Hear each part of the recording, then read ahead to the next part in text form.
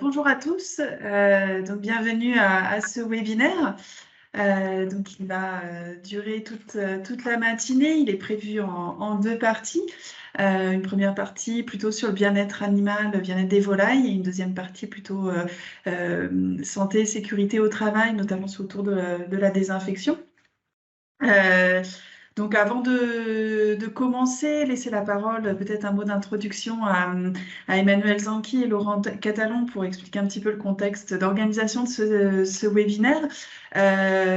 Donc je vous ai rappelé un peu la durée du webinaire. Donc il sera animé par ma collègue Laura Warin, qui est chef de projet bien-être animal à l'Itavi, et moi-même sur la deuxième partie. Donc Nathalie Rousset, responsable de santé et hygiène à l'Itavi. On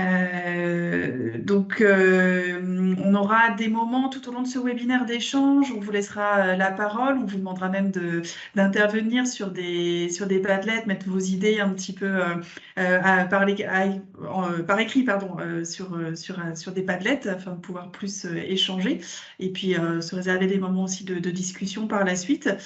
Donc, quand il y a la partie présentation, on vous demandera peut-être de fermer vos micros pour éviter un peu les bruits parasites et que tout le monde puisse bien entendre. Et puis sinon, voilà, ouvrir les micros quand il y a des moments de discussion et n'hésitez pas à intervenir à ces moments-là. Vous avez toujours le chat si vous voulez poser une question en cours de route. On y reviendra du coup lors de ces moments de discussion. Voilà pour les consignes générales. Donc, bon webinaire à tous. Je vais laisser peut-être Emmanuel dire un mot d'introduction. Merci Nathalie. J'ai pas beaucoup de réseau, alors j'espère que voilà, ça va pas couper. Donc, je vous remercie d'être présent et donc je remercie l'Itavi avec qui on a co-construit ce webinaire. Donc la DGER via l'animation de réseau que j'anime et Laurent Catalan de la Bergerie nationale. Ça me donne envie de dire que ce serait vraiment intéressant de poursuivre cette collaboration de construction comme ça d'échange. Sur d'autres projets. Donc, on a une entrée là avec la présentation de 2 projets de résultats, bien-être animal et puis santé des personnes aussi. Et finalement, je trouve que c'est juste un mot pour dire qu'on a vraiment une approche là, santé globale, ou une seule santé avec le bien-être des individus, des personnes et puis des influences de pollution et de santé au travail. Voilà. Donc, je ne vais pas en dire plus. Juste n'hésitez pas à échanger et puis on mettra à disposition à la fois les présentations et le replay. Voilà, pour les gens qui n'auraient pas été présents et puis pour réapprofondir si besoin. En tout cas, merci beaucoup. Alors, Laura, je vais te laisser passer la première diapo. Juste donc pour vous rappeler un petit peu le contexte. Alors, c'est vrai qu'on a deux parties à ce webinaire, comme je le disais, une sur le bien-être, une sur plutôt la santé, sécurité au travail. Donc, en fait, cette idée de créer ce webinaire est issue de deux projets CASDAR en cours. Le premier projet ADAPT, qui s'intitule Utiliser mieux et moins les produits de désinfection en filière avicole et également piscicole. Donc, partait du constat initial que les désinfections sont des intrants indispensables à la maîtrise sanitaire des productions animales, mais ils présentent toutefois des risques pour la santé humaine notamment et également l'environnement. Et donc, on était parti du constat qu'il était nécessaire à la fois de faire un point sur les pratiques, de diagnostiquer ces pratiques en cours dans nos filières, et puis prévoir aussi une action plus de recherche sur les méthodes complémentaires ou alternatives qui permettraient de mieux et moins utiliser ces désinfectants. Le second projet, le projet Cocorico, visait à accompagner l'évolution du modèle de production de poulet de chair standard, donc vraiment tourné bien-être animal, donc avec un objectif d'améliorer le bien-être des animaux tout en maîtrisant les surcoûts économiques et l'impact environnemental. Donc ici, on s'inscrit vraiment dans une approche globale, multicritère, où on ne met pas le bien-être à part finalement des autres critères. Ce qu'on veut, c'est avoir des modèles de production qui soient durables dans le temps, soutenables dans le temps. Donc, comme on le disait, on voulait que cet espace, ce webinaire, soit un peu un espace de discussion, d'où le format sous Teams, ce qui permet d'échanger. Donc avec l'idée centrale, c'est vraiment de nos discussions, ça sera vraiment comment mieux enseigner ces notions qui sont parfois délicates de bien-être des volailles, de sécurité au travail auprès des jeunes qui seront les futurs à la fois éleveurs mais aussi techniciens, conseillers de demain dans nos filières avicoles. Voilà pour la petite introduction. Donc, si tu veux bien passer le programme. Oui, ça s'affiche pas? Si, c'est bon, voilà. Donc, on a divisé voilà, en deux parties égales. Donc, une première heure et quart, on va dire, sur la partie bien-être. Donc, Laura vous présentera le projet de recherche Cocorico un peu plus longuement que ce que je ne l'ai fait. Et puis, on aura des séquences d'échanges autour de trois questions. Oui, trois questions. Qu'est-ce que le bien-être animal? Enfin, comment on le qualifie? Mieux comprendre les besoins des poulets pour mieux les satisfaire et comment évaluer le bien-être animal. Et puis, on aura une conclusion de ce webinaire avec la présentation des outils, supports qui sont issus du projet Cocorico et puis discussion sur les pistes pour le transfert pédagogique. Et donc là, on sera tout à fait à votre écoute pour voir vos idées et puis vos besoins en tant qu'enseignant. On essaiera de faire une pause de 15 minutes, alors en espérant tenir bien les délais, mais en tout cas, on aura une pause qui pourra peut-être être un tout petit peu plus courte si on prend un peu plus de temps, mais on voulait une pause entre les deux parties. Et on enchaînera pour la seconde partie, donc plutôt sur la partie sécurité au travail, avec un peu le même plan, donc une présentation un peu plus précise du projet de recherche ADAPT. Et puis après, donc deux séquences d'échanges sur les risques liés à ces produits. On verra un peu des résultats aussi du projet. Et puis, quelle stratégie possible en matière de prévention? Donc là, on pourra aussi discuter de ces éléments-là. Et pareil que pour la première partie, donc on conclura ce webinaire par une présentation des supports que nous avons pu créer dans le cadre du projet, mais aussi en échangeant sur vos idées, vos besoins. Nous avons vu dans les questionnaires préalables que certains d'entre vous avaient déjà des supports, enfin utilisaient déjà un certain nombre de supports, donc ça sera l'occasion d'échanger, de partager tout ça ensemble et puis donc voilà, de pouvoir transmettre à l'ensemble des participants. Donc bon webinaire à tous, donc je vais laisser la parole à Laura qui va entamer de suite la première partie. Merci Nathalie pour l'introduction et puis bonjour à tous. Donc voilà, je vais parler donc cette première partie de bien-être animal en suivant le plan énoncé par Nathalie, avec quelques éléments de contexte tout d'abord, pour voilà, ressouligner que finalement on a une évolution un petit peu des connaissances au fil du temps sur le bien-être animal, avec de nouvelles connaissances scientifiques qui sont disponibles et qui nous indiquent finalement que contrairement aux croyances, si on peut dire, passées, le bien-être animal, c'est pas uniquement une absence de souffrance et uniquement de satisfaire les besoins physiologiques de nos animaux, mais c'est également s'attacher à ce que nos animaux puissent exprimer des comportements naturels, ressentir des émotions positives, etc.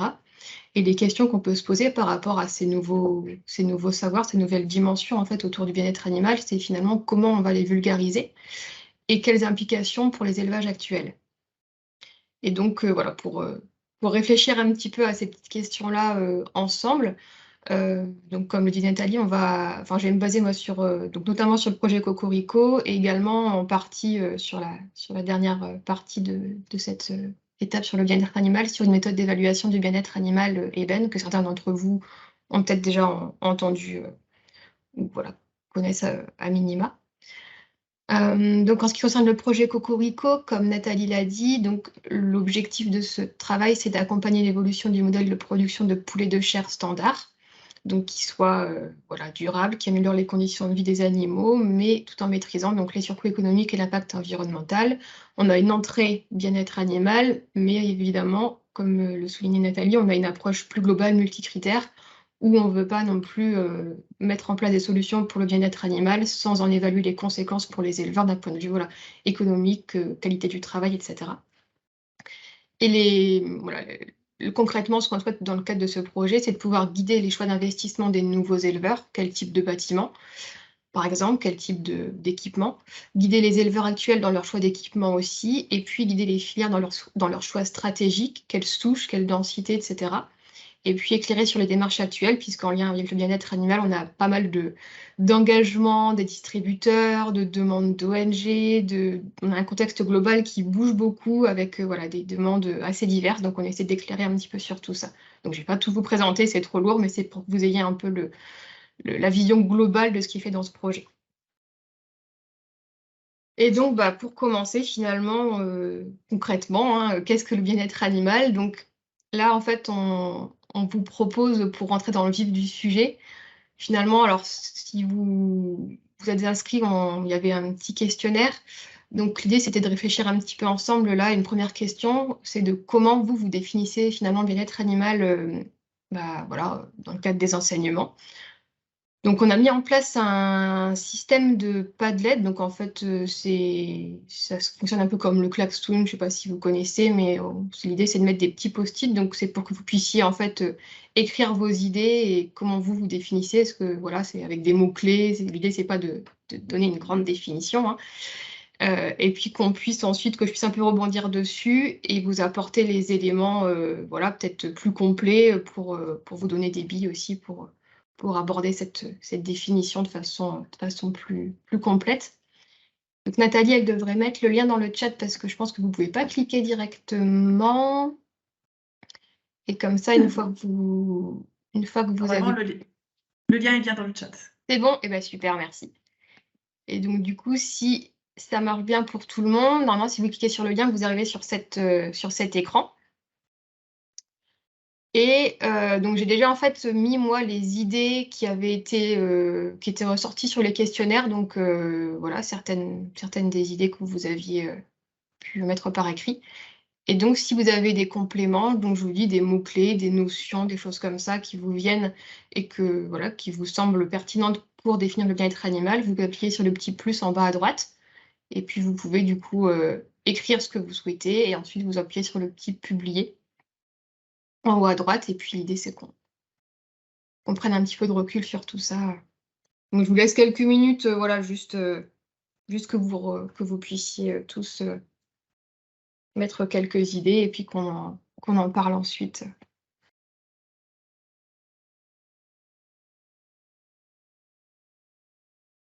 Si vous n'êtes pas inspiré, c'est pas très grave, hein, tout le monde n'a peut-être pas d'idées, il y en a peut-être qui ne savent pas et c'est pas grave non plus. Il y en a peut-être qui ont des idées complètement différentes de ce qui a déjà été proposé ici, donc voilà, n'hésitez pas.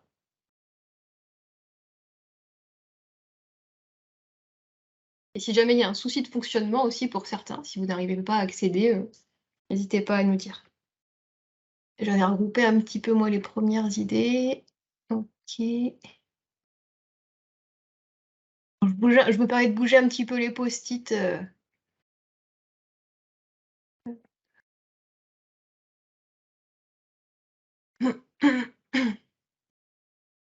C'est assez global, ça c'est un petit peu nouveau. C'est-à-dire ce que je vois qu'il y en a qui parlent de bien-être animal et de bien-traitance, et ça fait partie des questions que certains se posent. Enfin, vous verrez par la suite, mais il y avait aussi une petite partie sur les difficultés rencontrées et ça faisait partie d'une interrogation de certains d'entre vous. Donc justement, on va en parler un petit peu tout à l'heure. Donc c'est bien que ça ressorte aussi ici. Il y a une demande également dans le chat de discuter sur l'article L214 et l'association. Une demande de discuter sur l'article, c'est ça? Oui, et l'association. Oui, c'est quelqu'un qui n'arrive pas à mettre les post-it, peut-être, c'est ça?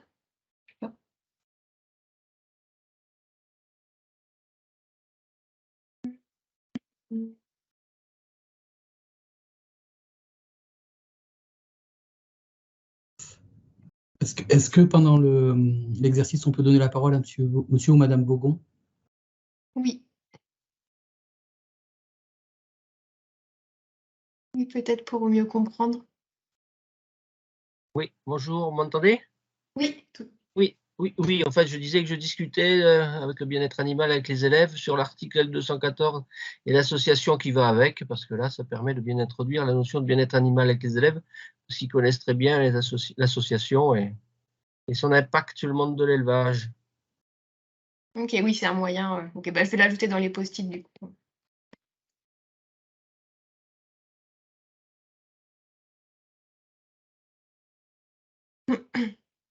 Bon, bah écoutez, il y a déjà plein d'idées. Il y a encore quelqu'un qui est en train d'écrire. Bah, je laisse le dernier post-it se finaliser. Il n'y avait pas. S'il y en a un qui est en cours, c'est peut-être une erreur. Bon. En tout cas, globalement, quand on regarde, alors c'est peut-être un peu petit pour vous. J'espère que vous arrivez à peu près à lire. Il y a quand même plein de notions différentes. Donc voilà, dans le questionnaire ou ici, donc il y a les 5 libertés qui ont été abordées, c'est peut-être quelque chose d'assez connu, un concept assez clé pour définir le bien-être animal. Il y en a qui vont parler aussi de la définition ANSES, et puis en fait, tous les post-it après, ça découle de ces grandes définitions, en fait, quand vous me parlez donc d'expérience positive, d'état physique et mental, de respect des besoins des animaux, de respect de l'intégrité, enfin de l'animal sur l'intégrité de sa vie, le fait que le bien-être animal il va être variable en fonction de la perception de l'animal, ça c'est des choses qui font partie de ces définitions, donc c'est vachement intéressant parce que si on regroupe un peu tout, je pense qu'on a bien la définition complète du bien-être. Alors je vois aussi que certains me parlent en lien avec le bien-être de l'éleveur, donc ça c'est certain aussi, c'est vrai que c'est pas partie des définitions, mais c'est à garder en tête parce qu'il y a un lien très étroit en effet avec ce concept un peu de One Welfare aussi. Donc ouais, c'est hyper riche, c'est hyper intéressant en tout cas tout ça.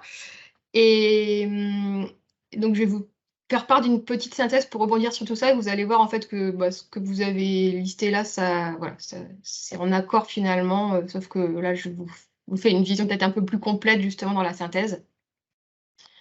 Hop. Donc je vais vous retracer un peu l'évolution scientifique de la définition du bien-être animal. Vous allez vous y retrouver, je pense. En fait, dans les années 80, on parlait pas mal d'adaptabilité finalement. Donc le bien-être animal, c'était surtout évalué par la capacité des animaux à s'adapter à un environnement donné, donc à leur environnement de vie d'élevage. Par la suite, voilà, ça a un petit peu évolué et dans les années 90, on a eu la définition des 5 libertés, donc voilà, absence de faim, absence de soif, absence de blessure, de maladie, etc. Et ça a permis d'appréhender en fait les notions de besoins physiologiques et comportementaux qui sont indispensables pour garantir le bon état de bien-être des animaux et qui étaient finalement absentes jusqu'à présent. Et plus récemment, en fait, ce qu'on a constaté, c'est que ces différentes définitions, elles omettaient un point important du bien-être animal, qui est l'état mental en fait de nos animaux. Et en fait, ça a été intégré là récemment en 2018 avec la nouvelle définition de l'ANSES, qui prend vraiment en compte justement cet état mental et qui définit le bien-être comme je l'ai rédigé ici. Donc, c'est le bien-être d'un animal, qui est l'état mental et physique positif, donc qui est la satisfaction de ses besoins physiologiques et comportementaux, ainsi que de ses attentes. Et que l'état varie en fait en fonction de la perception de la situation par l'animal. Donc, tout ça, vous me l'avez plus ou moins dit en fait au niveau des post-it. Et ce qu'il faut retenir, c'est que finalement, le bien-être, il est propre à chaque individu, puisqu'on parle du bien-être d'un animal, même si on va évaluer souvent un groupe, puisque à l'échelle individuelle, c'est quand même compliqué quand on a 20 000 animaux dans un bâtiment. Que le bien-être, c'est pas uniquement un état physique positif, c'est pas juste l'absence de blessure, de maladie, mais que ça va plus loin que ça. Il faut prendre en compte les comportements, les expériences positives, les émotions positives, etc. Et puis que ce bien-être, il dépend vraiment de la situation en fait, dans laquelle l'animal se trouve, ça dépend de sa perception qui va varier en fait entre individus. Et donc, on doit évaluer le bien-être de l'animal du point de vue de l'animal et ne pas trop se projeter à la place de l'animal. Et de façon un petit peu plus concrète, parce que là, c'est vraiment le volet plus scientifique, au niveau des évolutions de terrain, finalement, sur la prise en compte du bien-être animal, ce qu'on voit, c'est que c'est assez... Voilà, ça rejoint un peu ce que je viens de dire, mais finalement, on a été plus sur une vision auparavant d'absence de blessures, de maladies, et puis de satisfaction des besoins physiologiques. Donc voilà, on fournit à boire, à manger, on gère vraiment l'ambiance du mieux qu'on peut dans les bâtiments. On s'attache à limiter les pododermatites, par exemple, en élevage de poulets de chair. Et en fait, aujourd'hui, on arrive un peu à un nœud où on se dit, oui, mais maintenant, il faut aussi intégrer les besoins comportementaux de nos animaux, tendre à les satisfaire, mais comment on fait concrètement? Donc, il y a de plus en plus de bâtiments d'élevage qui s'équipent de fenêtres pour que la lumière naturelle rentre dans le bâtiment, d'objets à picorer, de perchoirs, donc d'enrichissement du milieu de vie. Et donc, tout ça, voilà, c'est assez nouveau et c'est des nouveaux facteurs à prendre en compte pour les installations en bâtiment avicole afin de prendre en compte justement ces nouveaux acquis sur le bien-être.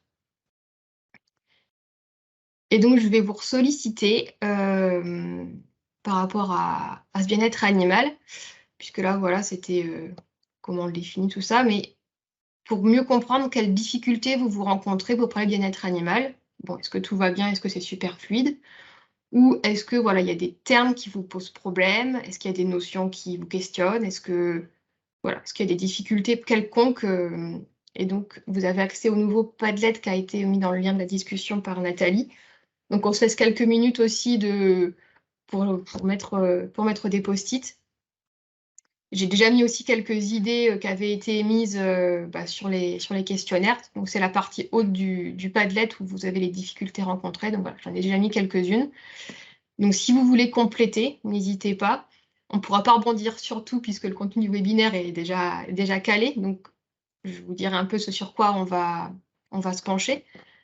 Mais voilà, le reste, en tout cas, des idées, ça pourra donner des pistes aussi de travail et puis de savoir un petit peu quels sont les besoins pour accompagner au mieux ensuite, pour vous accompagner au mieux, en tout cas, dans vos besoins d'enseignement sur le bien-être. Et je vous ai remis la définition au-dessus, s'il y a des termes particuliers, je ne sais pas, des choses qui vous questionnent.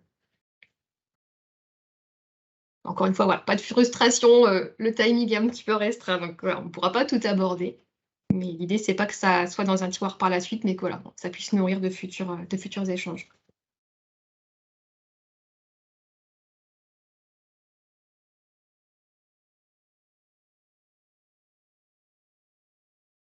Alors, je vois qu'il y a un petit... Pas forcément trop d'idées. Enfin, il y a quelqu'un qui est en train d'écrire, mais... Ah, s'il y a 2 personnes qui écrivent. Bon, après, si ça vous semble déjà complet, qu'il n'y a rien de plus à rajouter, je vous laisse quelques minutes, mais ouais, s'il n'y a pas d'autres idées, c'est pas dramatique, il y a déjà pas mal de choses. On a déjà parlé, en fait, des problématiques, du coup, en lien avec le coût du bien-être, finalement, le fait de combiner bien-être animal, bien-être de l'éleveur, rentabilité, les impacts sur la qualité de la viande aussi, les contradictions auxquelles on peut faire face quand on parle de bien-être, et puis pour les raisons sanitaires avec l'influenza où on doit claustrer les animaux. Difficulté aussi, c'était de parler de différencier le bien-être animal de la bientraitance, d'intégrer les notions de comportement, de canaliser les échanges qui sont a priori parfois un petit peu virulents. Puis des questionnements aussi, difficultés sur comment on évalue, manque de critères quantitatifs pour certains. Je ne sais pas si ça vous semble être un panorama déjà bien complet sur vos difficultés. Après, la seconde étape que je vous proposais aussi, pour faire d'une pierre deux coups, s'il n'y a pas forcément d'autres idées, c'était de réfléchir un peu au... Ah bah s'il y avait des idées là, je n'avais pas vu. Oh bah mince, excusez-moi. Du coup, je n'avais pas vu qu'il y avait... Ça s'était mis ici. Eh bah super. Hop. Donc, option qu'on pense plus cher. Ok, donc ça revient au coût, incompréhension de l'éleveur. Ok, sans explication. C'est intéressant aussi. Difficulté à faire la différence entre principe et indicateur. Ok. Et obligation réglementaire pour l'éleveur. Donc, plus la contrainte. Ok. Donc voilà, on a ce petit panel de difficultés finalement rencontrées. Et face à ces difficultés, est-ce que vous avez en tête des besoins spécifiques, vous, pour surmonter les difficultés, enfin des idées de comment finalement on pourrait réussir à surmonter tout ça? Donc j'ai remis aussi quelques idées qui avaient été émises. Donc il y en a qui me parlaient de témoignages d'éleveurs pour qu'ils exposent un peu leur point de vue et qui réassurent un peu sur leurs efforts faits sur le bien-être animal et en quoi c'est pertinent et qu'est-ce que ça leur apporte. Le fait de mener des travaux pratiques en ferme sur la partie évaluation du bien-être animal, le fait de mettre à disposition des ouvrages techniques, des vidéos, des articles pour mieux expliquer les choses, pour mieux vulgariser un peu tout ça. Donc si vous voyez, vous, d'autres besoins particuliers qui pourraient aider en fait à surmonter ces difficultés sur les, comme vous parlez d'incompréhension de l'éleveur, comment on pourrait, de quoi il y aurait besoin finalement pour soulever un petit peu cette difficulté.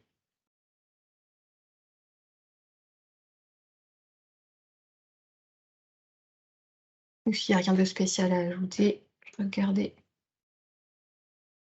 Pas de post-it en cours.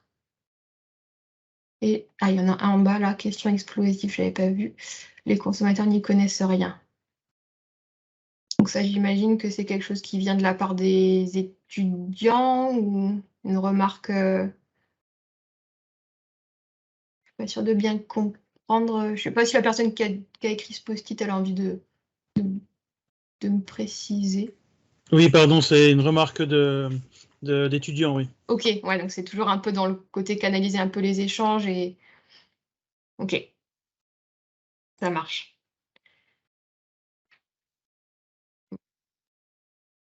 Eh ben, écoutez, du coup, je vous propose qu'on revienne sur le PPT. Hop. Donc là, c'est fait. Donc finalement, au niveau des difficultés des besoins, donc ce qui va être abordé dans ce webinaire, ça va être surtout donc, les difficultés que vous avez remontées en lien avec comment on intègre le comportement naturel dans le bien-être, comment on distingue bien-être animal et bien-traitance et comment on évalue le bien-être animal. Par rapport aux autres difficultés que vous avez remontées, je vous disais, ça pourra donner lieu à d'autres échanges. Juste quelques éléments quand même, c'est que la prise en compte du bien-être animal, de toute façon, c'est toujours quand même une notion de compromis parce que y a toujours un coût finalement quand on installe de nouveaux équipements, etc. Donc, il y a forcément un compromis à faire.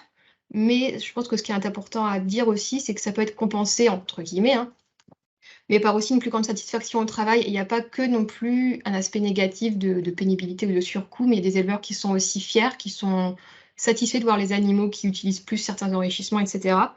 Et donc, il y a aussi parfois des meilleurs résultats. Par exemple, quand on réduit les densités ou quand on a des souches différentes, on peut avoir moins de pododermatite. Donc, voilà, c'est parfois aussi comment dire, un peu gagnant-gagnant.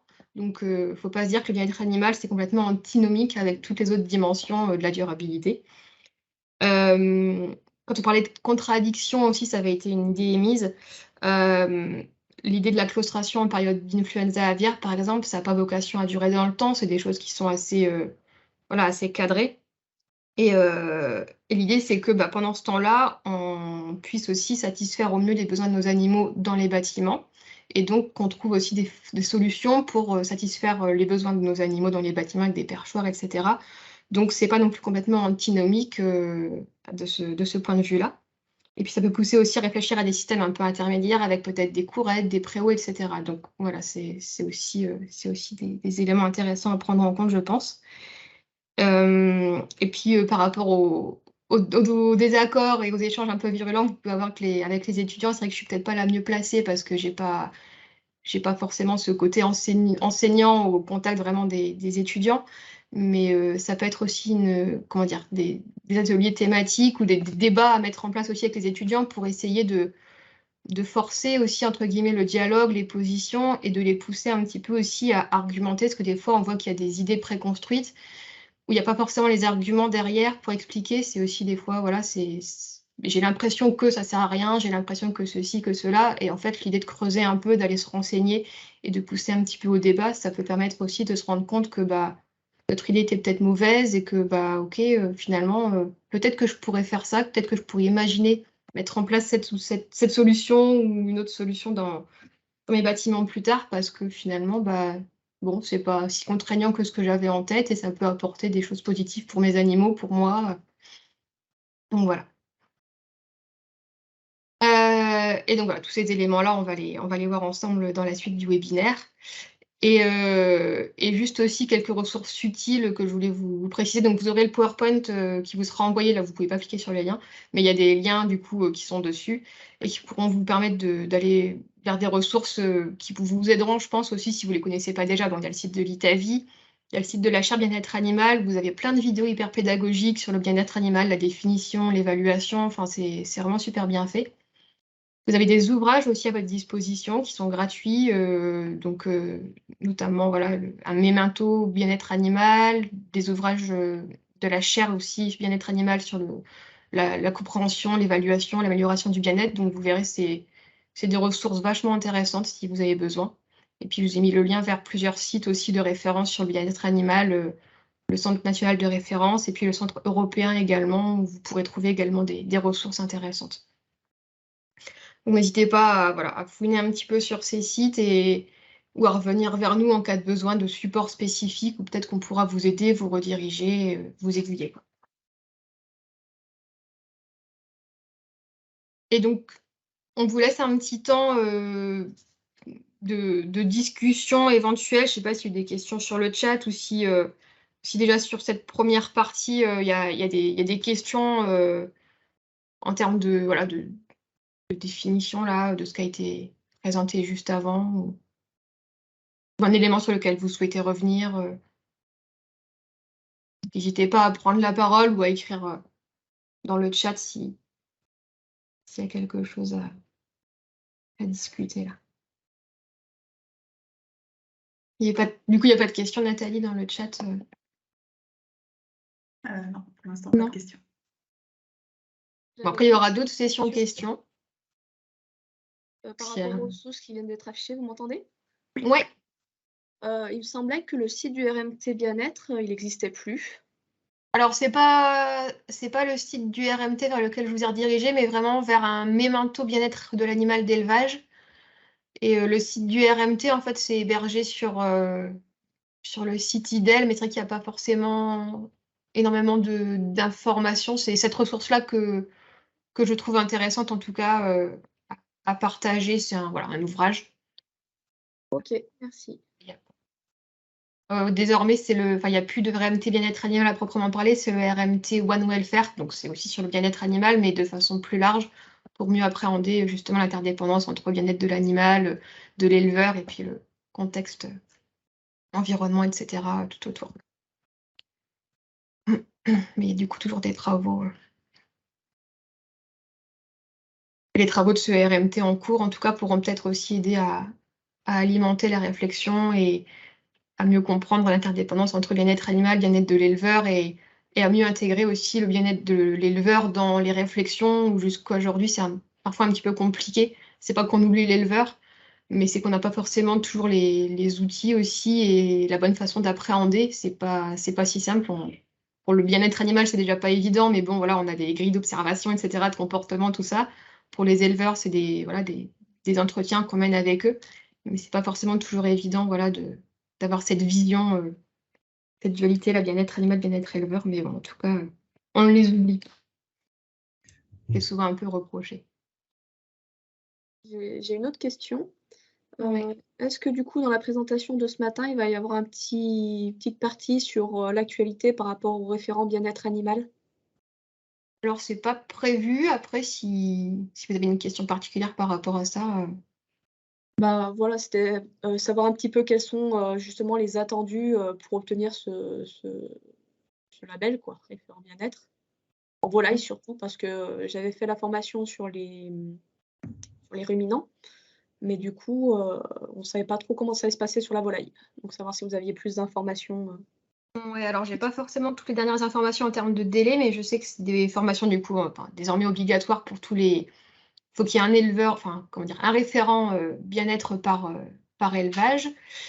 Ils doivent suivre une formation obligatoire du coup donc commune en fait port-volaille qui se fait sous format numérique. C'est en 2 heures à peu près sur les fondamentaux du bien-être animal. Donc c'est une espèce de MOOC en fait qui est disponible, il me semble, depuis peu. Donc ils peuvent s'inscrire et le suivre. Et ça doit être complété par une formation obligatoire de 7 heures sur du coup le bien-être voilà, de l'espèce concernée par le référent. Et il y en a qui sont dispensés par nous, par d'autres organismes. Donc c'est 7 heures de formation obligatoire plus en fait le petit module de 2 heures en ligne pour avoir ensuite l'attestation de référent bien-être. Après, je sais qu'il y a un délai en fait pour faire ces 2 sessions et c'est ça que j'ai plus forcément bien en tête. Quel est le délai accepté? Je pourrais vérifier dans les textes.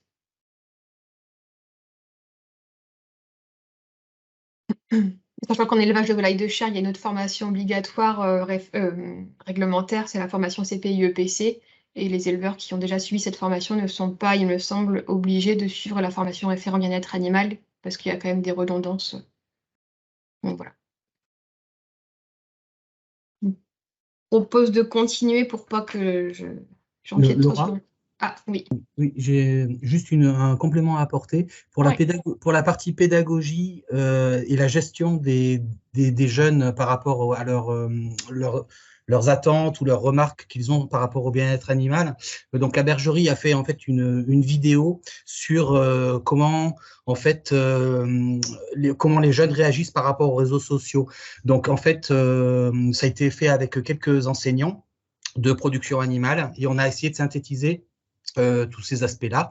Donc, bon, j'en ai pas trop parlé dans la préparation, mais j'enverrai cette vidéo en lien dans la documentation pour ceux qui souhaitent aller plus loin sur cet aspect-là, sur l'aspect pédagogie.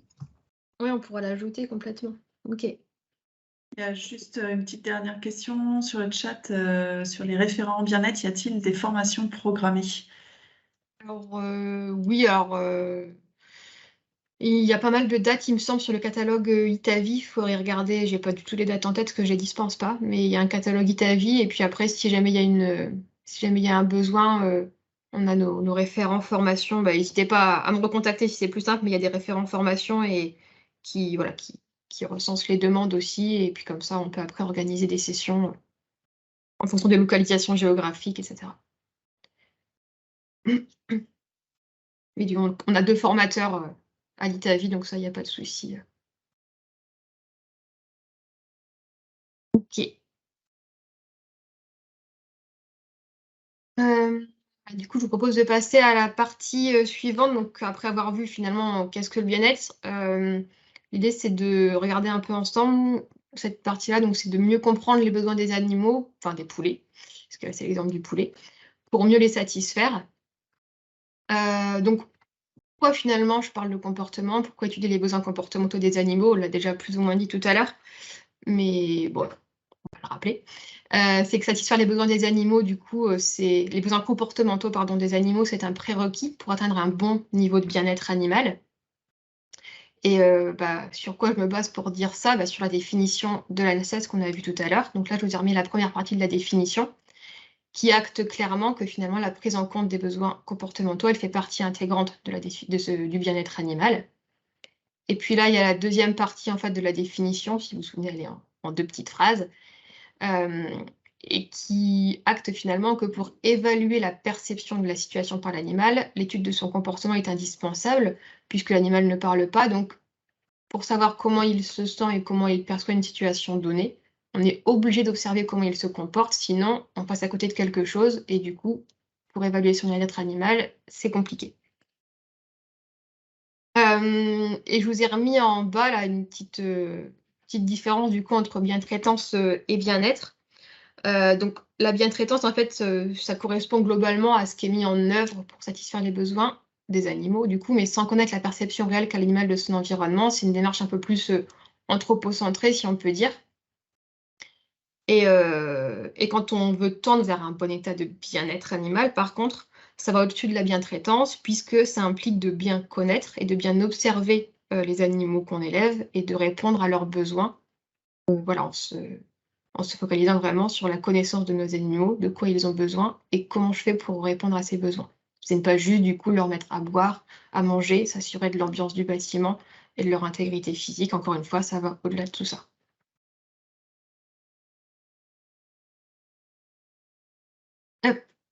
Et toujours du coup sur cette idée de pourquoi étudier les besoins comportementaux des animaux, parce que c'est vrai que parfois on a un peu de frilosité quand on parle de besoins comportementaux ou voilà, où les étudiants, même les éleveurs, des fois, ont tendance à nous dire ça va peut-être un petit peu loin finalement. Et ce qu'on souhaite mettre en avant aussi, c'est que finalement, les indicateurs comportementaux, ce sont des indicateurs qui sont très sensibles. C'est-à-dire que les modifications des comportements, c'est vraiment des signes un peu précurseurs finalement d'un problème de bien-être, puisque quand ils vont avoir les animaux vont avoir un petit souci de bien-être, ça va être globalement les comportements qui vont être modifiés en premier. Et du coup, l'observation fine des comportements, ça va aider à une détection précoce d'éventuels problèmes. Et finalement, si ces comportements, je n'ai même pas mis mon animation, voilà. Et si ces comportements ne sont pas bien compris et ne sont pas bien observés au quotidien par les éleveurs, bah, les modifications de ces comportements, bah, on ne va pas forcément les voir. Et du coup, il y a un risque d'impact ensuite sur des performances zootechniques, puisque bah, on va passer à côté de ces signes précurseurs. Donc, par exemple, si on parle du piquage, bah, il y a plein d'origines possibles pour le piquage. Et on peut dire qu'un éleveur observateur va être capable en général d'observer les signes précurseurs, les premiers animaux qui vont commencer à piquer ou à se faire piquer. Et ils vont pouvoir mettre en place des solutions pour enrayer en fait le piquage avant qu'il y ait vraiment des comment dire, je ne trouve pas mon mot, avant qu'il y ait des impacts vraiment trop importants sur les animaux avec de la mortalité, etc. Donc vraiment, être observateur et s'intéresser au comportement des animaux, c'est vraiment fondamental, en tout cas à nos yeux, pour respecter le bien-être animal et pour aussi l'éleveur enrayer d'éventuels problèmes plus sévères en détectant précocement des soucis. Et quand on parle de besoins comportementaux des poulets, finalement, on parle de quoi ?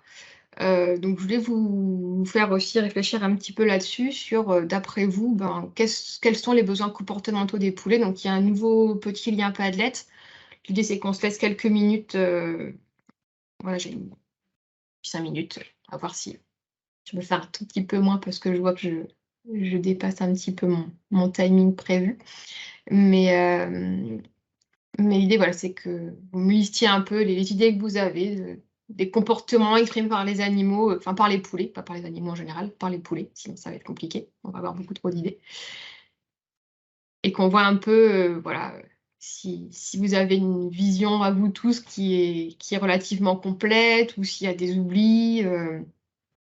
Et après, je vous ferai une petite synthèse et je vous montrerai un peu ce à quoi on a abouti avec un groupe de travail constitué d'éthologues, de scientifiques qui travaillent sur le bien-être animal.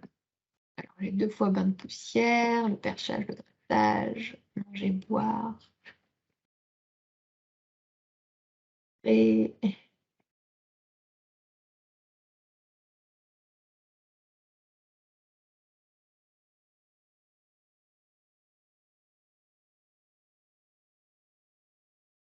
tout ça, c'est des choses qu'on vous fait faire là parce que ça nous paraît intéressant aussi de voir, comme on disait tout à l'heure, les pouvoir travailler, etc. Mais c'est aussi des choses qui pourraient être mises en place, on se dit, dans les enseignements, de faire réfléchir aussi les étudiants à ces besoins et puis ensuite de leur présenter un peu les synthèses et le pourquoi du comment, pourquoi ces comportements sont exprimés, quelle importance pour l'animal, quel intérêt pour vraiment donner du sens en fait à tout ça et à pourquoi est-ce qu'on souhaite les satisfaire en élevage.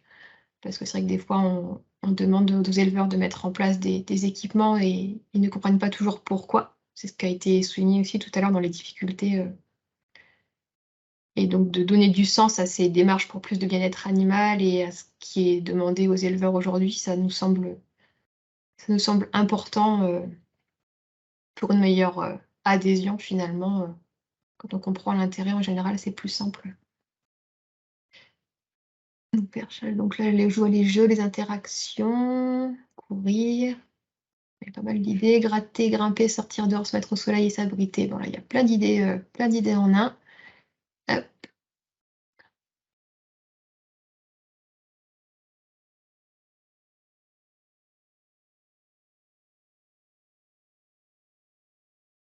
Ça fait déjà un petit panel d'idées. Et là, oui, la qualité de l'air qui est apparue. Ok. Donc, qualité de l'air, je la mettrai un petit peu à part. Je ne veux pas que c'est une mauvaise réponse, hein. C'est plutôt ça va être plutôt un prérequis, on va dire, pour que les animaux soient bien et pour qu'ils puissent du coup exprimer des comportements. Mais c'est pas le comportement en tant que tel, évidemment. Donc là, ouais, vous m'avez donné un bon petit panel de comportements. Je vais vous montrer un peu la synthèse, nous, à laquelle on a abouti. Donc ça reprend un peu tout ça. Il y a des éléments un petit peu plus complets et juste on n'a pas les notions de manger, boire. Donc nous, dans notre travail, on s'est concentré sur les besoins comportementaux de nos animaux en évinçant finalement les besoins plus liés à la survie. Donc manger, boire, c'est vraiment voilà, des besoins directement liés à la survie de l'animal et qui sont satisfaits aujourd'hui en élevage. Les éleveurs ne s'amusent pas à ne pas abreuver ou alimenter leurs animaux. Et donc quand on a eu la réflexion sur quels sont les besoins comportementaux des poulets, on s'est vraiment concentré sur voilà, les besoins autres que ceux nécessaires directement à la survie et que ceux qui sont déjà vraiment satisfaits aujourd'hui. Et donc, on est arrivé à ce panel de besoins. Donc, je ne vais pas tout vous décrypter, ce serait un petit peu fastidieux. Mais en gros, ils ont été organisés de telle façon que les besoins situés plus sur la droite du graphique sont ceux qui ont été jugés comme étant les mieux satisfaits dans le système standard actuel, donc standard classique réglementaire, donc à densité assez élevée, sans fenêtre, etc., sans enrichissement. Et puis sur la partie gauche, ce sont ceux qui sont considérés comme étant le moins bien satisfaits aujourd'hui. Donc on retrouve pas mal de vos idées, hein. Donc par exemple le toilettage, les bains de poussière, donc qui sont majoritairement exprimés pour l'entretien du plumage, l'élimination des parasites, et sachant que les bains de poussière, ça a aussi un, comment dire, j'ai un peu du mal à trouver mon mot. Ça permet aussi de générer des émotions, voilà, positives chez les volailles. On a les bains de soleil aussi, quelqu'un en a parlé là du soleil, donc qui sont proches en nom mais qui n'ont pas vraiment la même fonction que les bains de poussière. C'est vraiment un comportement un peu confort en fait que les animaux expriment lorsqu'ils sont soumis à la lumière naturelle. On a après des étirements, là vous l'avez listé, donc les étirements des ailes, les battements d'ailes, donc ça va être plus des comportements de confort, mais aussi ça a parfois un lien et un rôle dans la communication entre les individus. Les comportements d'interaction de jeu que vous avez cités aussi, donc c'est des animaux sociables, les poulets qui ont des affinités, qui interagissent assez fréquemment avec leurs congénères, et avec des comportements parfois décrits comme du jeu, on voit des petites courses, etc., quand on regarde un peu les volailles. On a des comportements d'exploration, donc ça vous l'avez dit finalement, picorer, gratter. Donc ça va assurer finalement la découverte de l'environnement, la bonne compréhension du milieu de vie, hein. Et puis également, de base, ça assure aussi une fonction de recherche de nourriture et de consommation de nourriture qui n'est pas forcément vraie en élevage, puisque la nourriture est toujours présente au même endroit, il n'y a pas vraiment de cette phase de recherche. On a le comportement de repos aussi, je ne crois pas que vous l'avez dit, donc c'est aussi un peu la base, on n'y pense pas trop du coup, mais c'est important que les animaux puissent se reposer sans être dérangés, dans des endroits adaptés, au calme, pour assurer une bonne récupération physiologique et physique du corps. On a le perchage, ça vous l'avez dit, donc c'est souvent aussi utilisé pour que les animaux se reposent, mais du coup, il ne faut pas oublier que les volailles, du coup, ce sont des proies initialement, donc elles sont à la recherche souvent de surface en hauteur pour exprimer des comportements pendant lesquels elles vont être vulnérables. Donc quand elles se reposent les yeux fermés, elles sont vulnérables. Quand elles se toilettent, parfois aussi, elles sont un peu les yeux fermés. Donc elles apprécient souvent d'exprimer ces comportements dans des lieux où elles sont soit en hauteur, donc elles se sentent en sécurité, soit proches des murs. C'est ce qu'on voit souvent en élevage, hein, le repos, ils sont souvent groupés proches des murs ou proches de parois. Donc ça s'explique par ça. Et puis, ce que j'ai pas dit, je crois, c'est juste se déplacer aussi. Donc ça, vous l'aviez évoqué, hein, le fait de courir, donc courir, marcher, voler, se déplacer dans les différentes dimensions de l'espace. Et puis la notion de choix, de contrôle de l'environnement. Donc finalement, ça va être d'offrir aux animaux le choix d'aller dans une zone plus calme pour se reposer ou dans une zone plus adaptée à l'exploration si elles souhaitent, explorer un peu leur environnement de vie. Et puis il y a aussi une notion d'anticipation, de contrôle dans l'environnement qui est plus liée à l'anticipation. Finalement, ça va être de donner la possibilité aux volailles d'anticiper l'arrivée de la période de nuit pour savoir via une transition lumineuse que la nuit arrive. Donc si je souhaite, je vais aller me mettre sur un perchoir en hauteur parce que c'est là que j'ai envie de me poser pour dormir. Donc c'est ces notions-là aussi qui sont importantes à prendre en compte. Donc, ça fait beaucoup d'informations. On a des fiches qui résument tout ça. Et de façon un peu plus précise, entre guillemets, sur ces comportements, là, ça vous donne une petite vision, en fait, des comportements exprimés par les volailles dans des milieux ouverts, finalement, et dans des milieux semi-naturels, donc avec des observations en zoo, etc. Donc, quand elles ne sont pas contraintes, quels sont les comportements exprimés et à quelle fréquence? On a essayé de regarder un petit peu ça. Donc, globalement, c'est des animaux qui vivent en groupe de 5 à 30 individus initialement et qui passent énormément de temps, donc pendant la période de jour, hein, à se déplacer et à explorer leur environnement, à la recherche notamment de nourriture, et puis également, comme je disais, pour comprendre l'environnement dans lequel elles évoluent. Elles passent un petit peu de temps également à se toiletter et à se reposer pendant la période de jour, même si c'est assez minime. Les volailles se perchent la nuit et peu en journée. Donc, sur ces observations d'animaux, je vous le disais, en conditions semi-naturelles. Et on a des comportements de courte durée qui sont aussi exprimés, mais qui ne sont pas pour autant non importants parce qu'ils sont fréquents dans la journée, avec des bains de poussière qui sont exprimés environ 30 minutes tous les 2 jours. Et c'est plus fréquent quand les animaux sont plus jeunes. Et puis de nombreux comportements aussi d'interaction, de battements d'ailes, de jeux. Donc ça, ce qu'on a vu. Donc c'est des comportements de courte durée, donc on ne peut pas les représenter sur le graphe du dessus. Mais pour autant, ils sont importants pour les animaux. Et en fait, ce qui est important de se dire, c'est que tous ces comportements sont vraiment tous aussi importants les uns que les autres pour les animaux. Et donc l'idée, c'est de tendre à les satisfaire tous, même si ce n'est pas forcément possible. Mais c'est de réussir à essayer de les prendre en compte en tout cas et d'en satisfaire le plus possible dans les bâtiments d'élevage. Et par rapport à ce panel de comportements, on se pose la question ensuite, tendre à les satisfaire, ok, mais comment? Et donc, bon là, j'ai pas mis de Padlet, mais je sais pas si certains d'entre vous ont des idées, je pense, mais sur comment on peut satisfaire ces besoins en élevage par rapport à, est-ce que vous connaissez tout ça? Est-ce qu'il y en a qui veulent s'exprimer sur ce qu'ils ont pu voir déjà en élevage, ce qu'ils ont comme idée, sur ce qui leur semble intéressant pour permettre de satisfaire ces besoins de perchage, d'exploration, de jeu,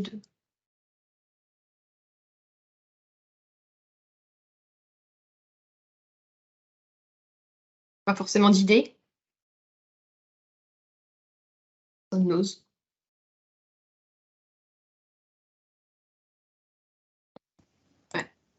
Par rapport à un volume, à une surface suffisante, on va dire un volume d'air suffisant pour pouvoir exprimer, par rapport à la longueur des ailes, etc. Je ne suis pas spécialiste des volailles, mais... oui, l'espace, vous voulez dire... Voilà, l'espace, voilà. Ouais. Oui, tout à fait. Oui, sur la densité, en effet, c'est... la surface, en tout cas, disponible par animal, si les animaux sont trop serrés, entre guillemets, en effet, les étirements, les battements d'ailes et puis certains comportements ne pourront pas être exprimés complètement. Peut-être pour les éleveurs qui ont accès à des parcours pour leurs volailles, peut-être enrichir les parcours avec des arbres, des haies, des choses comme ça. Oui, complètement. C'est vrai que souvent, on peut avoir un peu en tête que le parcours est suffisant, mais en effet, c'est important d'avoir un parcours attractif et bien aménagé, puisque les volailles de base, elles vivent, la poule de jungle, elle vit dans des sous-bois, elle ne vit pas dans un espace complètement ouvert, nu. Donc c'est important pour elles d'avoir en effet ces aménagements pour rassurer les volailles et qu'elles utilisent vraiment cet espace supplémentaire qui est à leur disposition. Sinon, le parcours est là, mais s'il n'est pas utilisé, il n'a pas vraiment d'intérêt. Donc oui, complètement. Exactement, oui, c'est l'étude qu'a fait l'INRA du Magnereau là, pour les parcours. S'ils ne sont pas mis dans de bonnes conditions, avec justement une incitation et une couverture suffisante, il y a accès à l'extérieur, mais en fait, la plupart ne sortent pas, quoi. C'est ça. Dans le chat, il y a une mention sur les blocs à piquer qui plaisent beaucoup donc aux éleveurs, à la fois aux éleveurs et aux volailles. Alors peut-être avec un petit bémol sur les poulets de chair standard, car ils n'arrivent pas à la fin des blocs sur la période d'élevage. Oui, du coup, c'est vrai que nous, on a fait pas mal de tests. Donc là, je vais vous montrer des résultats sur le perchage, mais on a aussi fait sur les objets à picorer. Et en fait, il y a plein de compositions différentes de blocs à picorer, des duretés différentes, des formes différentes, des modes de distribution différents. Et finalement, on se rend compte qu'il faut vraiment s'attacher à fournir, en fait, par rapport à la souche qu'on a, le bon modèle, en tout cas, de bloc, parce que sinon, c'est des objets qui ne sont pas forcément consommés parce que trop durs ou parce que pas assez appétants pour l'animal et pour la souche qu'on a. Donc, ils vont être délaissés et l'éleveur va se dire, à quoi bon? Pourquoi j'ai mis ça dans mon bâtiment? Ça n'a servi à rien. Alors que c'est pas l'objet en tant que tel qui n'était pas utile, puisque l'initiative était bonne, mais c'est le format ou la composition qui n'était pas adaptée. Mais c'est vrai qu'il y a une grande diversité dans ces blocs et il y en a qui sont très utilisés, d'autres beaucoup moins, et on essaie de travailler un peu là-dessus justement pour aiguiller vers les bons choix et pas avoir ce cas de figure où les éleveurs se retrouvent avec un bloc quasi complet à la fin du lot et se disent bah, ça sert à rien, j'en mettrai plus jamais. Et en petit, du coup, en petit bilan, hein, ça, pour rebondir un peu sur ce qui a été dit en partie, finalement, on satisfait ses besoins via la mise à disposition d'équipements adaptés aux besoins des animaux, donc en forme, en nombre, en matériaux et variés. Donc ça va être par exemple des perchoirs, donc des éléments à picorer. On propose aussi un environnement diversifié. C'est idéal de ne pas avoir un environnement complètement homogène, sans stimulation. L'idéal, c'est d'avoir un environnement voilà, un petit peu diversifié. De l'espace aussi pour exprimer les comportements, pour permettre les étirements, les battements, pour permettre le jeu, etc. Et puis une bonne luminosité pour que les animaux voient bien leur environnement, comprennent bien leur environnement et soient capables du coup de l'utiliser correctement, entre guillemets, et d'interagir aussi correctement avec leurs congénères et de se repérer dans cet environnement d'élevage. Et là, j'ai fait un petit focus sur la slide d'après sur le perchage. Donc, c'est un exemple d'équipement pour satisfaire le besoin de perchage. Donc, en fait, il y a plein de systèmes de perchage qui existent en élevage. Donc, vous avez en haut à gauche, là en bleu, les bottes de paille qui permettent des animaux de se percher dessus. Vous avez les perchoirs là en forme de A avec différentes barres ou à différentes hauteurs. Vous avez des barres aussi de perchage qui ressemblent un peu à une poutre là sur le jaune. Et puis des plateformes. Donc, si vous êtes moins familier, c'est peut-être moins évident, mais il y a une petite plateforme inclinée. Et ensuite, une structure en caillebotis finalement sur lesquelles les animaux peuvent se positionner et qui leur permettent d'être sur un espace un peu en hauteur. Et on a regardé finalement l'intérêt et l'utilisation de ces équipements par les poulets. Et ce qu'on remarque, c'est un intérêt variable de ces structures en fait par les animaux.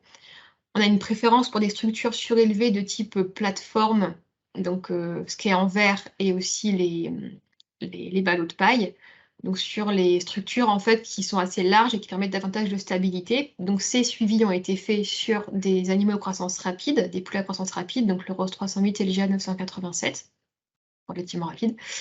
Et donc on se rend compte que voilà, ces animaux-là vont plus utiliser ces types de perchoirs, et ce sont ces perchoirs qui devront être choisis prioritairement pour répondre à leurs besoins de perchage par les éleveurs. Mais ces conclusions ne sont pas forcément les mêmes pour des souches à croissance lente, des labels, des poulets bio, qui vont, eux, être capables de se percher sur des perchoirs comme celui en orange là, à différentes hauteurs, sans souci. Donc l'idée, c'est vraiment on répond aux besoins de nos animaux en mettant en place des équipements, mais attention à vraiment réfléchir à l'équipement qu'on met en place, parce qu'il faut qu'il soit vraiment adapté, en forme, en nombre, en hauteur, peu importe, à la souche qu'on utilise et du coup au système de production dans lequel on est. Et je ne sais pas si vous avez des réactions. Donc voilà, ce travail-là, en tout cas, il a été fait aussi sur les objets à picorer, tout ça. Donc s'il y a des choses qui vous intéressent à creuser un petit peu, vous pourrez toujours revenir vers nous. Et voilà, s'il y a des questions sur cette partie besoin, n'hésitez pas à réagir. Sur le chat ou directement en allumant votre micro, comme vous le souhaitez.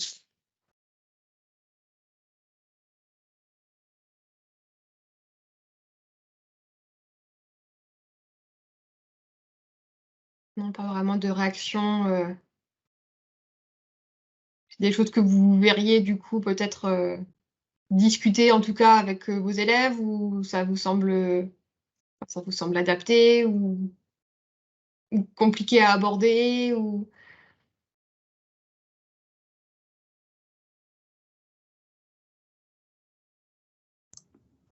J'aurais une question, peut-être Laura. Oui. Est-ce que pour ces aménagements, est-ce que, vers quel organisme se tourner là, pour les directeurs d'exploitation pour avoir des conseils sur la mise en place, sachant que il y a peut-être, une majorité d'entre eux ont peut-être des cahiers des charges à respecter et on peut pas tout faire ce qu'on souhaiterait faire. Donc du coup, est-ce qu'il y a des normes ou des guides là-dessus sur ces aménagements et est-ce que ça a été normalisé pour pouvoir s'intégrer en toute sécurité dans les bâtiments actuels? Alors des normes, pas vraiment, parce que c'est vrai qu'il y a des cahiers des charges différents qui existent et d'une organisation pardon, de production à une autre, on va avoir des demandes différentes, donc il n'y a pas une norme vraiment. Après, nous, on a essayé de guider avec des petites fiches techniques au mieux sur voilà, quel support de perchage, par exemple, est le plus adapté, des recommandations sur les linéaires à proposer par rapport au nombre d'animaux qu'on a dans les bâtiments. Après, il y a déjà des choses plus ou moins, alors c'est pas normalisé, mais actées dans le référentiel étiquetage bien-être animal, où enfin, il y a différents niveaux de bien-être animal pour le poulet, et en gros, il y a des nombres d'équipements qui sont associés à ces différents niveaux, ou des linéaires de surface des linéaires de perchoir qui sont associés à ces différents niveaux. Donc, ça guide un petit peu, c'est pas réglementaire, mais ça peut donner des éléments de guidage, voilà, pour savoir combien en mettre. Mais ça, nous, on peut. Il faut peut-être pas hésiter à se tourner vers nous, et nous, on peut faire après un peu intermédiaire si besoin auprès d'autres pour creuser certains éléments.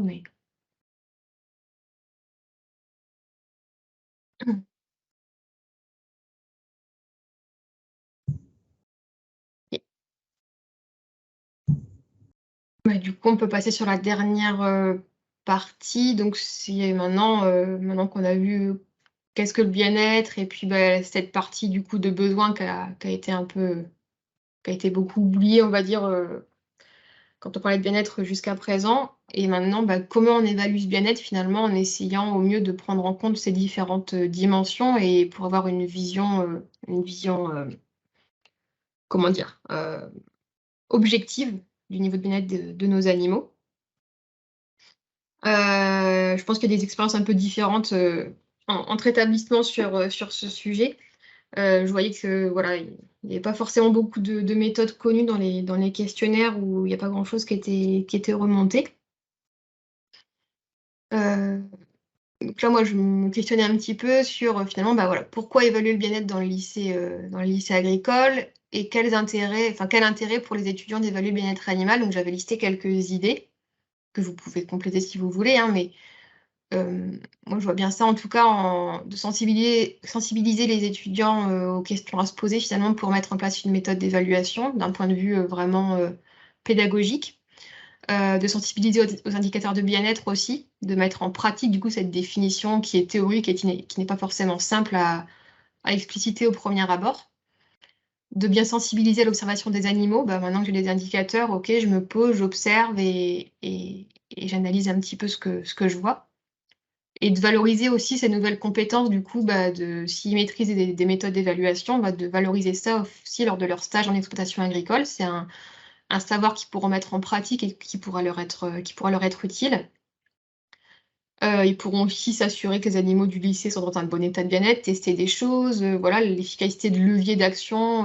Je ne sais pas quelle latitude il y a dans les différents lycées, mais en tout cas, il y a peut-être des choses à faire, en tout cas, aussi d'un point de vue pratique avec les étudiants, pour mettre en place ces méthodes éventuellement d'évaluation, et leur permettre d'en tirer quelque chose, et de faire des analyses derrière intéressantes pour leur cursus. Et en termes de méthode d'évaluation du bien-être, donc il y a pas mal de choses qui existent. Dans le questionnaire, donc ce qui était ressorti, c'était Welfare Quality, et il n'y a pas forcément d'autres méthodes qui ont été listées. Donc je ne sais pas si vous avez d'autres méthodes que vous connaissez, que vous utilisez, ou s'il n'y a rien de spécial à ce jour qui est mis en pratique ou qui est abordé.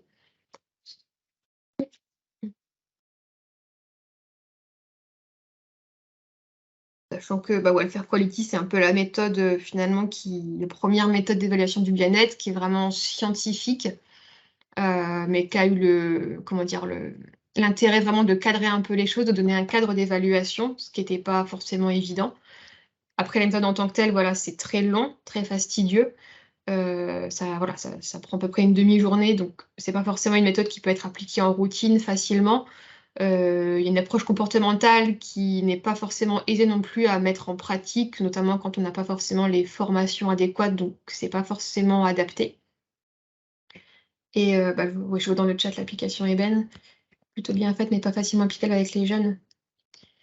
Euh, et du coup, moi, si je peux me permettre, par rapport au fait que l'application Eben, du coup, elle soit pas forcément applicable avec les jeunes, je sais pas si vous pouvez développer un petit peu ou en quoi elle n'est pas forcément applicable. Alors, je vais essayer, mais je m'excuse par avance, je suis avec mes enfants à la maison, donc ça va peut-être faire un peu de bruit. Ok, il n'y a pas de mal.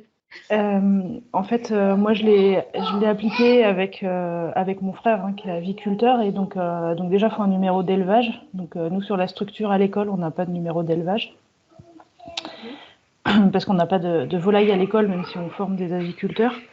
Et l'autre problème qu'on peut rencontrer avec les jeunes, c'est l'accès à toutes les données assez techniques de linéaire, de pipette, nombre de gamelles, etc., etc.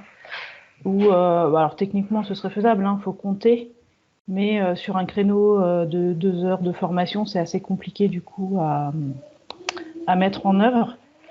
Ouais. Et après, ce que j'ai constaté en le faisant moi-même, c'est que, j'ai fait de l'observation de comportement dans le cadre de mon master, donc voilà, j'ai quand même un œil sur le comportement qui est un peu aiguisé. Et là, nous, on l'a fait sur un fin de lot de poulet standard en Ross, un lot mobile. Et concrètement, pour observer tous les comportements qui se passent sur le temps imparti, c'est compliqué. Oui, ok. Donc après, bon, avec des élèves, du coup, ça c'est facile. Il suffit d'observer, je pense qu'en poulet label ou quelque chose où il y a moins de densité ou un lot plus jeune, c'est peut-être plus facile aussi d'avoir moins d'individus dans la surface. Mais c'est vrai que c'est pas si simple en fait. C'est hyper intéressant par contre, et je pense que ça leur permettrait de voir que finalement ils ont encore du boulot, que le répertoire comportemental il est assez important. Mais la mise en œuvre est pas toujours très facile. Ouais. Bah, c'est aussi pour ça, c'est vrai qu'on essaie d'y penser des formations parce que c'est une méthode qui se veut en effet simple entre guillemets, accessible, mais c'est pas voilà, c'est pas non plus comment dire, ça nécessite un peu de temps en tout cas pour bien connaître les comportements parce que quand on n'a pas bien en tête la liste des comportements observés, et ben voilà, c'est un peu compliqué les premières fois. Après, ce qu'on conseille aussi, c'est d'observer, donc bon, vous n'avez pas forcément en tête la méthode, mais il y a des observations à faire sur des zones, donc d'observer sur des petites zones avec peu d'animaux pour simplifier la collecte des données. Après, juste ouais, par rapport à Eben, sur le numéro d'élevage, ça peut être un numéro factice. Donc, si certains ont été confrontés à ce souci-là, quand on vous demande un numéro d'élevage, vous pouvez mettre un numéro factice, il n'y a aucun problème, c'est pas un souci du tout. Et pour les linéaires de pipettes, mangeoires, etc., c'est vrai que c'est quelque chose qui est censé être mesuré, donc ça peut prendre un petit peu de temps. Pour le poulet de chair, on a une méthode ébène simplifiée. Vous l'avez sur l'application, c'est accessible. Et en fait, c'est vraiment axé sur les observations de comportement. Et donc, on se passe un peu du coup de ces mesures en fait des équipements. Donc, ça peut peut-être être plus adapté pour des observations avec les étudiants, puisque finalement, on va vraiment aller quasiment tout de suite sur les observations de comportement et s'affranchir un peu des mesures plus fastidieuses avec le maître pour savoir combien il y a de linéaires de mangeoires, etc. Donc, il y a peut-être des leviers à rediscuter ensemble pour simplifier et pour utiliser les bonnes méthodes. Et l'application Eben, ah oui, je vois où elle se trouve. Elle se trouve du coup elle est uniquement disponible sur téléphone, donc Android ou iPhone et sur les plateformes de, comment ça s'appelle, les stores, quoi, l'Apple Store ou le Google Play Store. Vous tapez Eben et vous allez tomber dessus, c'est téléchargeable gratuitement. S'il y en a qui ont des questions par la suite sur Eben ou des questions pratiques, n'hésitez pas à me redemander. Après, en ligne, sur le site de l'ITAVI, il y a des petites fiches qui expliquent voilà, comment on crée un bâtiment, comment on fait la première évaluation. Donc, voilà. Et oui, je vois que le temps file. Juste, ouais, je trouvais intéressant en tout cas de peut-être proposer une piste de réflexion aussi avec les étudiants sur ce sujet d'évaluation du bien-être, en les faisant réfléchir un peu, quand on veut élaborer une méthode d'évaluation du bien-être animal, quelles questions on se pose finalement, quelles étapes par quelles étapes on doit passer. Donc, il y a une première étape déjà de définition d'un cadre méthodologique.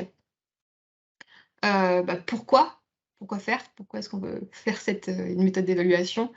Donc là, je vous ai rempli pour Eben les réponses de la méthode Eben qu'on a développée à l'Italie. Mais voilà, ça peut être autre chose. Mais pour qui? À qui est-ce qu'on s'adresse avec cette méthode? Donc quoi? Donc pour l'élevage. Comment? Donc, comment on veut faire notre évaluation? Est-ce qu'on veut, je ne sais pas, manipuler des animaux? Est-ce qu'on veut juste les observer? Et puis par qui?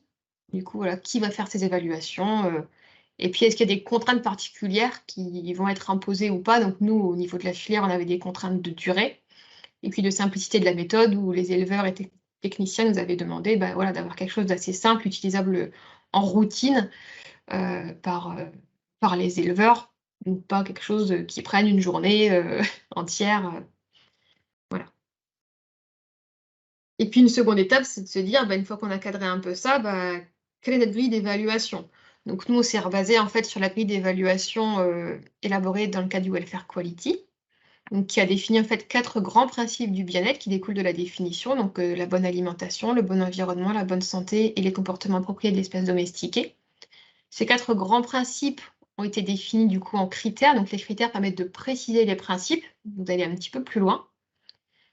Et ensuite, avec des groupes de travail, on a réfléchi à finalement chacun de ces critères, comment est-ce que je peux aller les évaluer, les approcher en élevage, donc quels indicateurs je vais aller collecter dans mon bâtiment pour renseigner ce critère. Donc c'est le niveau encore d'au-dessus, on est encore un peu plus précis. Et donc les indicateurs, c'est vraiment ce qu'on va collecter en élevage et les scinder en 2 colonnes. Donc ça peut être aussi un élément de discussion intéressant avec les étudiants. Donc des indicateurs de moyens. Donc ça va être des mesures sur ce qu'on met en place dans le bâtiment. Est-ce qu'il y a des enrichissements? Est-ce qu'il y a suffisamment de mangeoires, d'abreuvoirs? Et aussi majoritairement des indicateurs de résultats, où là on va vraiment regarder l'animal, comment il se comporte. Et là on est vraiment à fond dans la définition du bien-être animal, où on va vraiment regarder l'animal, comment il se comporte, comment il perçoit son environnement, etc.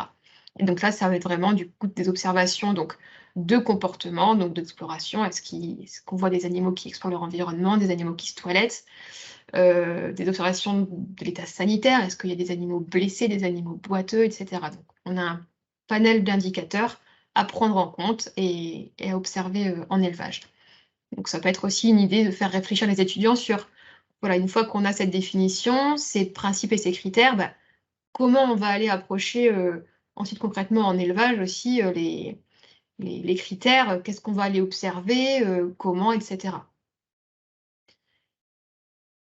Et puis ensuite, une fois qu'on a tout ça, on définit un protocole d'évaluation. Donc comment on va aller observer nos indicateurs, quel protocole, quelle façon de faire. Et donc là, je vous ai décrit un peu pour Eben ce qu'on a retenu. Donc il y a 6 grandes étapes. Donc une petite étape de préparation. Donc c'est créer son compte sur le téléphone. Et puis ensuite une étape de questionnaire où on a un petit questionnaire à remplir sur le téléphone aussi, sur le nombre d'animaux dans le bâtiment, les dimensions du bâtiment, est-ce qu'il y a des enrichissements dans le bâtiment, etc. Et ensuite, on va du coup observer les comportements de nos animaux sur différentes zones. Donc là, on se pose et on regarde pendant 5 minutes tous les comportements qui sont exprimés par les animaux sur une zone donnée. Donc d'où l'idée d'avoir des zones d'observation relativement petites les premières fois, notamment avec les étudiants, puisque sur une petite zone, on a moins d'animaux et donc c'est plus facile. Si on se retrouve sur une grande zone d'observation et qu'on veut observer tout ce qui s'y passe, c'est juste impossible, on n'est pas des robots. Ensuite, on a un protocole sanitaire. Donc là, on va regarder finalement, en faisant un aller-retour dans le bâtiment, si on note, si on observe des animaux qui boivent, des animaux blessés, etc. Donc on va relever tout ça. S'il y a un parcours, on va regarder aussi un peu les comportements sur le parcours. Et puis ensuite, on a accès à des résultats automatiques sur l'application sous forme de radar, qui permettent finalement d'identifier les points forts, les points faibles. Je vais vous montrer le radar juste après. Et finalement, l'idée, c'est que on va évaluer le bien-être pour se rendre compte, en tout cas, peut-être pas montrer, mais en tout cas se rendre compte de l'adéquation ou non de l'environnement de vie des animaux et de leurs besoins. Et puis ça permet aussi de donner du sens à certaines pratiques, puisque on va peut-être pouvoir montrer que si je mets tel ou tel équipement dans mon bâtiment, je vois un résultat sur le bien-être positif, même si je ne peux pas le mesurer sur les performances. Ça a un sens malgré tout, puisque ça se retranscrit sur mon évaluation bien-être. Et c'est souvent aussi ce qui est reproché aux efforts qu'on fait pour le bien-être animal, c'est que ça n'a pas toujours d'impact sur les performances, d'impact positif. Donc, si on peut mesurer l'impact sur le bien-être, ça peut quand même rassurer, se dire que ce qu'on fait, c'est pas dans le vent et ça a vraiment un intérêt pour l'animal. C'est pas toujours suffisant à entendre, je conçois, mais c'est en tout cas un premier pas quand même important. Et puis la dernière étape, l'interprétation des données. Donc, où finalement, voilà, je vous disais, on a un résultat donc, qui ressemble à ça sous forme de radar. Vous avez votre résultat en bleu et en fait, vous avez les 12 critères du bien-être. On a dit tout à l'heure, il y a 4 grands principes, 12 critères. Et du coup, dans chaque critère, vous avez en fait un calcul qui permet de prendre en compte les différents indicateurs qui le composent et de vous ressortir une note. Donc, cette note est comprise entre 0 et 5. Donc, plus on est proche du centre, on est proche du 0, moins le score est bon. Et plus on s'éloigne vers l'extrémité, plus le score se rapproche de 5 et meilleur est le score. Donc, les références en différentes tonalités, tons de orange ne sont pas forcément toujours affichées. Ça va dépendre de si on est lié à un groupement ou autre. Enfin bon, c'est des aspects un peu plus spécifiques qu'on pourra discuter s'il y a un besoin. Mais en tout cas, voilà, ça peut vous permettre quand même de faire des évaluations, de regarder une situation initiale, une autre situation peu de temps après, ou de comparer des évaluations faites par des étudiants. Et donc, l'idée, c'est aussi qu'il y ait des conseils qui sont prodigués sur l'application directement pour identifier les axes de progrès pour les points forts, les points faibles, identifiés. Donc, voilà par rapport à la méthode d'évaluation EBEN, ce que j'avais à vous dire. Donc, je ne sais pas s'il y a quelques questions ou pas par rapport à cette méthode d'évaluation ou à l'évaluation du bien-être en général, hein, peut-être pas que par rapport à EBEN.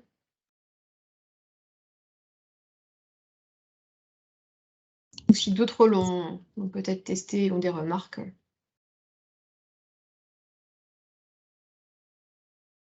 Je vais peut-être poser une petite question. Par rapport à l'évaluation dans la filière, donc vous formez les évaluateurs à l'utilisation d'EBEN. Je pense que c'est une formation qui a un certain temps et puis qui permet d'acquérir des compétences d'observation et puis des références, en fait. Est-ce que pour ceux qui souhaiteraient le mettre en place dans un lycée agricole, est-ce qu'il n'y a pas quand même des bonnes pratiques ou quelques conseils préalables pour former les étudiants à cet outil? Ou est-ce qu'ils peuvent y aller avec l'outil et puis les informations qui y sont contenues, ça suffit? Ou, voilà, est-ce que ce ne serait pas intéressant de mettre l'enseignant dans la boucle pour les préparer à cette évaluation? Si, complètement. Je pense que c'est bien d'avoir un petit temps au préalable de réflexion, de présentation et de sensibilisation un peu à l'outil, à comment il est fait, comment les indicateurs sont pris en compte après pour aussi qu'ils comprennent bien derrière le résultat qui est affiché, parce que quand il n'y a pas non plus d'explication au préalable, on collecte des informations, on voit notre radar et puis en fait sur le radar, je vous montrer, on a les 12 critères. Mais on ne voit pas vraiment les indicateurs qu'on a collectés en tant que tels. On va avoir du coup, pour les comportements du groupe, ça agrège finalement les comportements qu'on a observés individuellement, les bains de poussière, etc. Enfin, le comportement individuel, pardon, les bains de poussière, etc. Mais on ne va pas retrouver forcément ce qu'on a mesuré, donc ça peut aussi perdre un peu certains au premier abord si on n'a pas pris le temps de bien expliquer cette hiérarchie, du coup, les principes, les critères, les indicateurs qui y sont associés. Et puis, il faut aussi bien, je pense, leur expliquer un peu en amont la méthodologie d'observation pour qu'ils soient un petit peu guidés et qu'une fois dans le bâtiment, ils sachent un peu quels indicateurs ils vont devoir observer, quelles sont les définitions associées. Sinon, ça peut paraître un peu compliqué s'ils arrivent vraiment avec leur smartphone, les comportements, et puis qu'ils ne sont pas sensibilisés aux définitions, etc. Ça peut faire beaucoup à appréhender. Donc, une petite intervention, un petit topo en amont, je pense que c'est pas mal. Et puis après l'évaluation, et puis un petit débrief.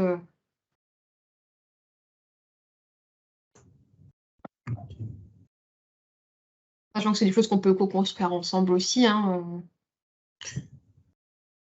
Oui, c'est pour ça. Enfin, je pense qu'au niveau des GER, c'est One Health et One Welfare, c'est des priorités en termes d'évolution des lycées agricoles. Donc, nous, on pourra aussi proposer des choses pour les établissements qui souhaitent réaliser cette évaluation, à la fois en termes d'accompagnement à l'outil et de formation préalable pour ceux qui souhaitent mettre en place quelque chose chez eux, quoi. Donc, il ne faut pas hésiter à revenir vers la bergerie ou Emmanuel pour aller dans cette dynamique-là. Puis après, c'est vrai qu'on organisera avec l'Italie des choses.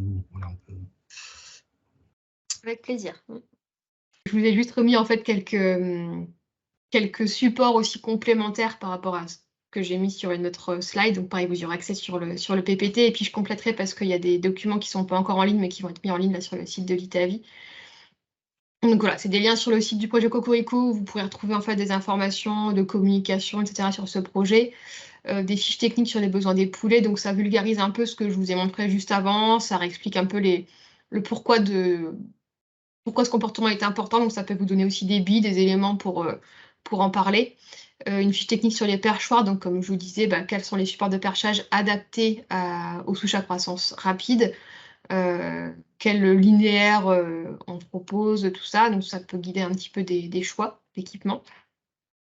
Et puis des articles, du coup il y a des articles, un article technique sur les besoins des poulets, les moyens pour y répondre en élevage. Donc ça explicite un peu tout ça, mais sous format tout rédigé.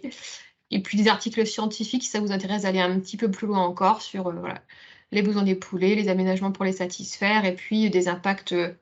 Donc, impact de la souche et de la densité sur les comportements, la santé des poulets, sur les performances et la qualité de la viande. Donc, si c'est des éléments qui vous intéressent et que vous souhaitez approfondir, sachez que voilà, il y a toutes ces ressources. Et si vous y jetez un œil, que vous avez des questions, des incompréhensions, que vous souhaitez en parler lors de vos enseignements, mais que vous êtes un peu dépourvu ou qu'il vous manque des éléments, pareil, vous revenez vers moi et on peut en discuter.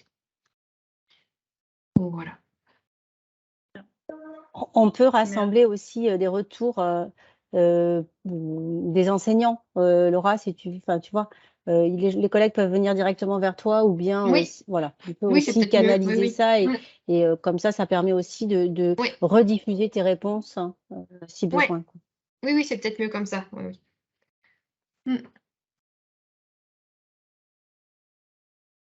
Donc, si vous n'avez pas forcément d'autres réactions, il nous reste peut-être à clôturer ce webinaire.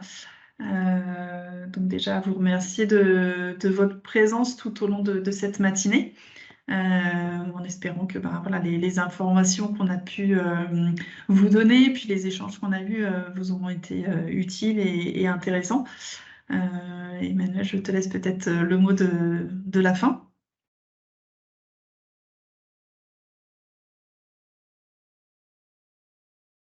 Oui, ça peut être moi ou Laurent. Enfin, moi, je voulais vous remercier par rapport à la richesse de ces retours et de l'importance pour nous de diffuser des résultats de recherche et développement. Enfin, c'est très important pour nous.